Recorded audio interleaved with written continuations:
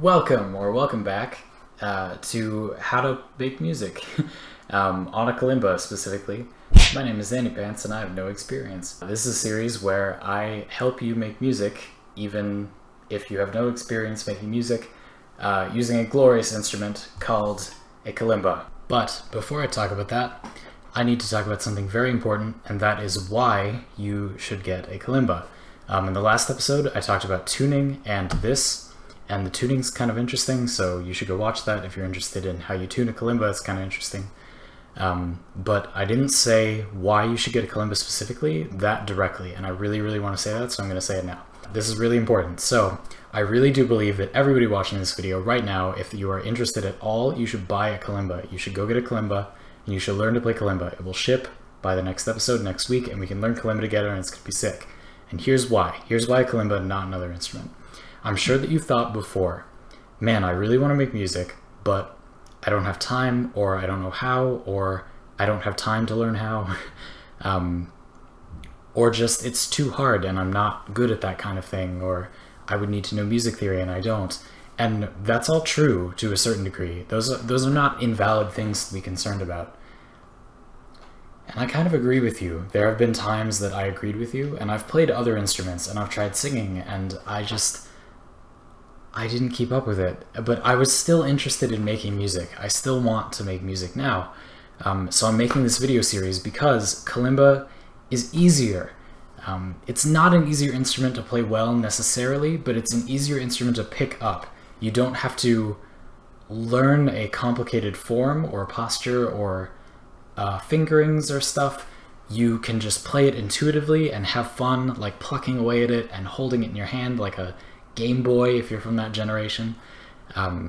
It just feels fun and comfortable and not strenuous and relaxing and great. And through all of that, it sounds really beautiful. And that's basically it. That's why. It's easier, it's more comfortable, and it's something that you can do. You specifically, watching me right now, can do it. I certainly don't think I have any special talents for this instrument. So if I can do it, you can. We can do it together. You can buy a kalimba online quite cheap for like $10 or $20, and you can buy a really nice one for like $60 or maybe something around there. I have actually bought a $12 kalimba. It was $12. I have other kalimbas, but I ordered this one, and when it comes, I'm going to review it, and we're going to talk about it, and I'll show you how it sounds, and I'm confident that it will sound just fine, and you'll be able to make awesome music on that instrument for $12. Is that an amount of money that you would pay to make music? $12? Like, yeah, it totally is. Don't tell me it's not. Go get one. Come on, treat yourself. Go get one. It's $12. What's the worst that could happen? Anyway, go buy a kalimba. So yeah, now we're just gonna go through like really simple exercises. This has ended up being more of a vlog, or like just be gushing about kalimba, but that's fine.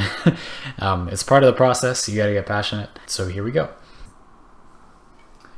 So first, just like a basic scale is gonna be like this. And the goal, I guess, would be to alternate fingers. So like before I did this at the beginning, which is like maybe not so good, and I'll try.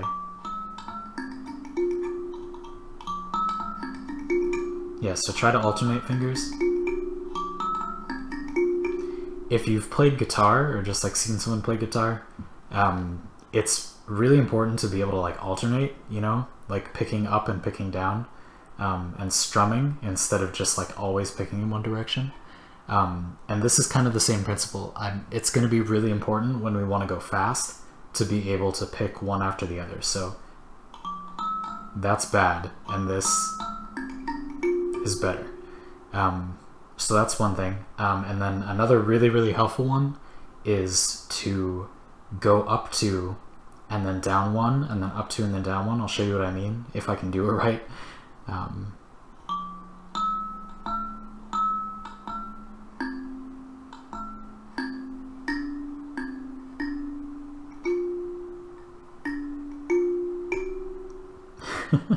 It's hard for me to even think about, but here, I'll try it again. Up to here, and then backtrack, and then go up again, and then backtrack,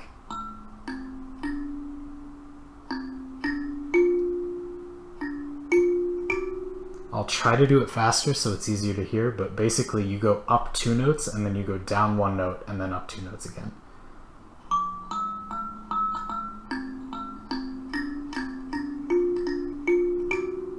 Like that. Hey, that didn't go badly. And then trying to do it backwards is important too.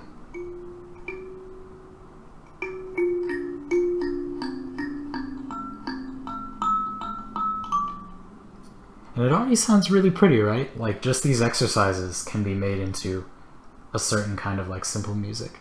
Anyway, so I hope that that makes sense. That exercise helps a lot. This is a really awkward angle to record at, I'm sorry. One more that I can think of pretty easily that is also like the simplest kind of music, and what I'll leave you with for today, is to pick a note as like your root note for one side and strum it while alternating notes with your other finger and interweaving those two things. So basically, like, let's say I'll pick this as my bass note, or how about this one? And then with this finger, I'll strum these two alternating.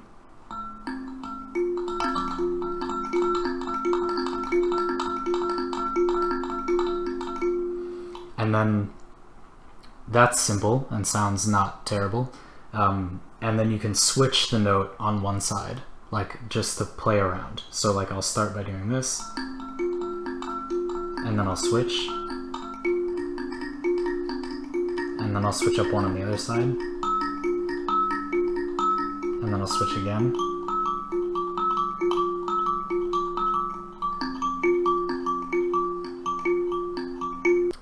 And that's all I got. I will do it every day this week. The exercises, I mean. That's it. So thanks for watching, and make sure you practice. Remember to practice. Practice every day.